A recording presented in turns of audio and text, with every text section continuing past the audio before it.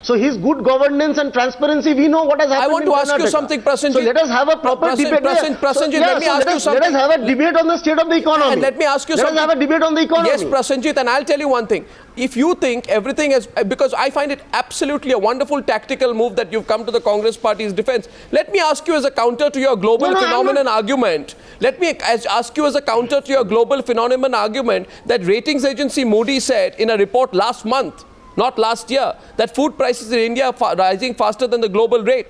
The World Bank Food Price Index for emerging countries rose 3% year-on-year. For developing emerging countries, 3% year-on-year in the past 12 months.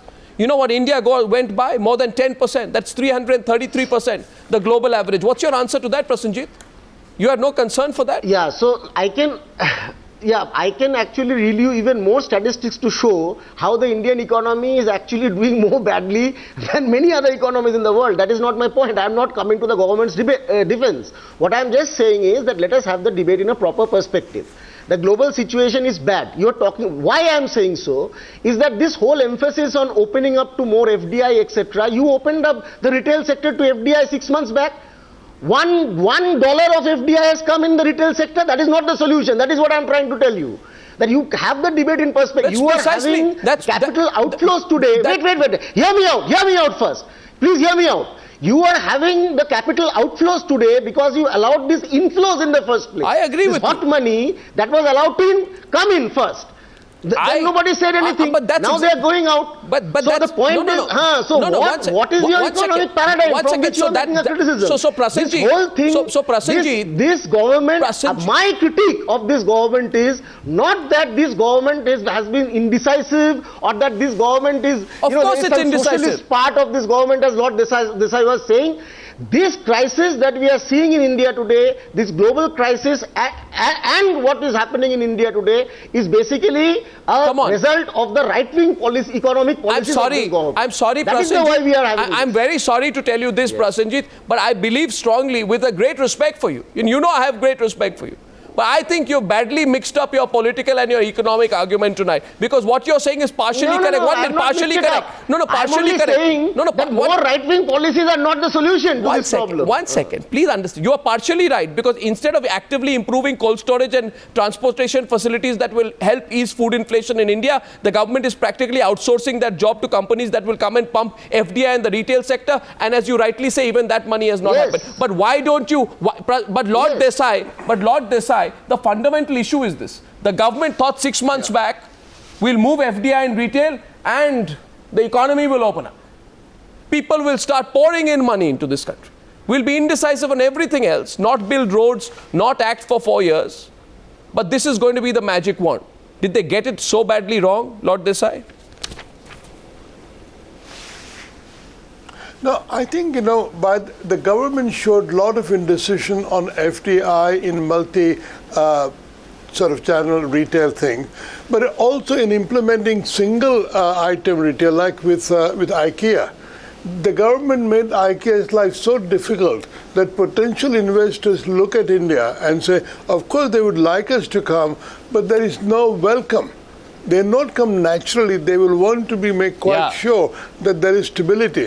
And until after the election, money is not going to come to India, which is serious, long-term, direct investment money. Everybody is waiting for the election outcome. So whatever the government may do about FDI, I think it is welcome. But I don't mind. I'm not like Prasenjit. I think they should have more foreign revenues. But it is not going to come because the uncertainty is very large. But secondly, let me say this. The inflation, which has been a bad problem since 2009, is not due to global reasons. The government has neglected to tackle inflation all these years, and now again it has gone up. Now this is where I think the real problem is going to be that ordinary citizens suffer from inflation. They don't look at larger political issues. They know inflation is bad, and because the government has not been able to tackle inflation, and still is not tackling inflation, that is going to damage the government quite a lot. Now, But so if the I want an government answer could show tonight from the government. Some serious concern for inflation. I want a simple answer tonight. Can I add one more thing, Arnav, here? Yes, sir. To what Lord Desai just said, while completely agreeing with him. I think that one of the biggest failures of this government has been in tackling the inflation problem. And you see how it has tried to tackle the inflation problem. We all know, as economists, I don't know whether Lord Desai would agree, but many economists have pointed out that there are very serious supply side issues. Your agriculture is not doing well, your distribution is not doing well, your public distribution system is not doing well, and you basically cannot, you have lost that battle. The problem is that the government wants the Reserve Bank of India, by hiking the interest rate, to solve the problem of inflation. Now it wants the Reserve Bank of India to hike the interest rate to solve the problem of capital outflows. As if you are talking about policy paralysis. The biggest policy paralysis that I find is that the policy Okay, so here's a question. only to the RBI and the single instrument of the interest rate. Okay. As if there is no other policy instrument the government Mr. is left Bhargav, with. Mr. Bhargav's Reserve coming. Bank of India is supposed to solve all our problems. Mr. Bhargav, and I can tell you so many phone calls into our newsroom tell me a lot of people are getting involved. They want me to ask a question to the Congress representative at the end, which I will, but after Mr. Bhargav. Yes, Mr. Bhargav. Arnab, one of the biggest weaknesses of government, including this government and most governments in the past, has been the ability to implement what they plan on paper and make policies on paper. Most policies, most projects, most schemes remain on paper. When they're implemented, there are delays, and when they're operated, the operating results are far from what was expected of it. The results go somewhere haywire. We rarely get more than 60% of capacity utilization in the correct way. And I think that is one of the causes of inflation, because you spend a lot of money, you don't get results. Yeah. So most of our economists, most of our people want more and more money allocated for schemes and projects and sectors without bothering about the outcome. Well, I think India and the governments are not outcome oriented at all. We're not. Well, but people are. And no, 1 second. I have a question for the Congress representative. Now, Mr. Rajiv Gowda, somebody sent me an SMS, and I want to share this with you. In 2004, we were 53rd from the bottom in the UNICEF World Children's Report. Today, we are 46th from the bottom, and we are behind Gabon and Senegal. Lesotho and Kyrgyzstan rank higher adult literacy than India. Our HDI ranking, because you go after Gujarat on HDI ranking, in 2004 was 127 out of 177. After 9 years, we are 136th. Anyway, I'm not even getting into that. Today, address the middle class Indian, Mr. Rajiv Gowda. He can't buy ACs, he can't buy cars. Arnab. Many have stopped buying scooters. 1 minute. EMIs have gone up, prices have gone through the roof. Houses cannot be bought because house EMIs are also going up. Vegetable prices have doubled. Jobs are going. Education, sending your kids abroad is impossible. Tell me, Mr. Gowda, who are you benefiting with your economic vision? Arnab, take a look at that inflation that everyone's been talking about. What is the wholesale price index today? What was it a year ago? It has come down. Okay, it's now in the 4% something range, right? So basically, things have been improved. What about consumer price inflation? On a variety of other 10%. factors that you talk about. Sir, consumer price inflation, consumer price index in June is 9.71%. When we talk, I'm aware. The basic issue is when you want to improve things and get rid of the sclerosis in the larger economy, one of the things that we want to move towards faster is the goods and services tax. Has there been cooperation? Has there been some way we can actually, create that common market which lowers all those costs? No. Every time we face opposition from political parties that should be coming together in the cause of this stronger Indian economy, and instead we get barriers all the time. What policy paralysis are you talking about? Is that caused by the government or is it caused Ravi by Shankar Prasad's time to respond? No, it's please ask Mr. Ravi Shankar Prasad. I will ask him. Yeah. I will ask him, but I will correct you before that.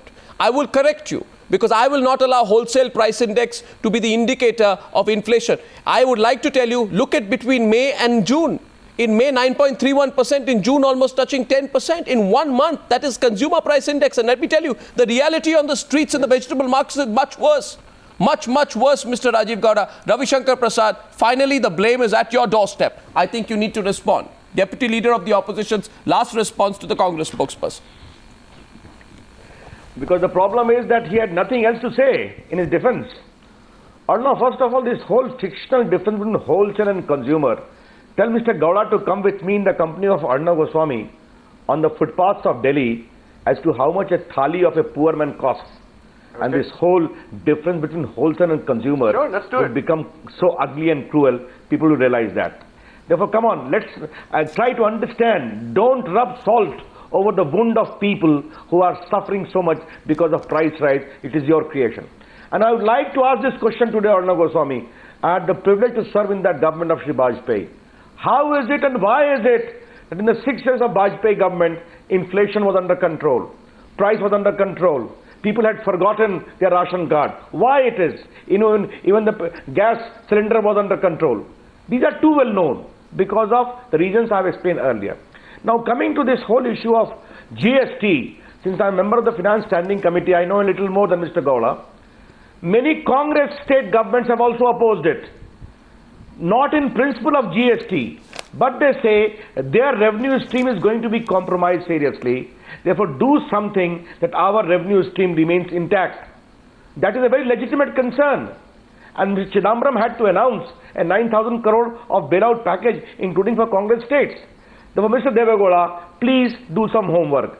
Is it your case that only because of GST uncertainty, the entire economy is in a mess? No, he's not saying that. He's not saying that. Understanding of the very eminent. He meant that. No, he meets the whole gamut of your lack of cooperation in Parliament, so that's what he's talking about, I presume. One of the factors. Fair enough. I can only tell him that the GST issue, we have always been supportive. Address his concern, that is very important. That is not the BJP government concern, that is the CPM government concern also, that is Mamata Banerjee concern also, that is Jalita concern also, and even Congress government is concerned. The debate on the economy. But I'm on a larger issue where I agree with, I will agree with Lord Desai. And what is that? If this government could not invoke the trust of the people in the last 9 years, or in the 4.5 years of this regime, then the coming 8 months are now, they are not going to invoke any trust at all. I'm sorry to say, but the hard reality is that Indian economy with a promise continue to suffer all this in the coming 4, 5, 6 months. With a promise to every... People are waiting for the new government, and the people are going to change this government, I'm quite sure. With a promise. And surely, with a promise to return to this debate. No, but I want to say something. Are you coming in the Congress's defense again? See, yeah, I am not coming in the Congress's defense. I am coming in the defense of the Indian people. Congress doesn't need defense. I think the Congress, they have become indefensible. They have become indefensible. But the people of this country needs to be defended. So the point is that first of all, Mr. Prasad should also introspect that had the Vajpayee government been so good as he claims to be, why did they lose the elections in 2004? The basic problem is, be it the Vajpayee government, we have debated it ad nauseam, the entire phase of the UPA government. We are on economy only. We are only an economy. No, but that is precisely what I am saying. That broadly, be it the Vajpayee government or the UPA government over the past 9 years, especially the past 4 years, have been in more of the same. That is the problem. More of the same is today taking us towards the path of destruction. What the country and the people need is a complete reorientation of the economic policies, which neither the Congress nor the BJP. Sir, but may I remind you, Prasenjit Bose, 1 second. I just want to wrap up one thing. And don't respond to what I say. We'll debate that another time. In the 4 years, I'm glad you said 9 years, 4 years, when you were with the CPM, you were with the government, you share some of the blame. And in that period, you walked out of the government, a foreign policy issue. You never put pressure on the government on an economic issue to the point. Prakash Karat never said, I'm going to pull out support on an economic issue. So you stand corrected on that as well. Mr. Prasenjit Bose, let us remember this. We will come back to this debate. Disinvestment. We will come back to this debate. Don't forget you didn't pull out support on disinvestment, sir. No, you didn't. Gentlemen, we'll follow the story because this debate matters to you. I know this debate matters to the people of this country. So we debate secularism and majority-minority politics all the time. But on this debate, I can assure you, Times Now and the NewsHour will return on this subject very often because this debate matters. Thank you, gentlemen, for joining me on NewsHour Debate 1 tonight.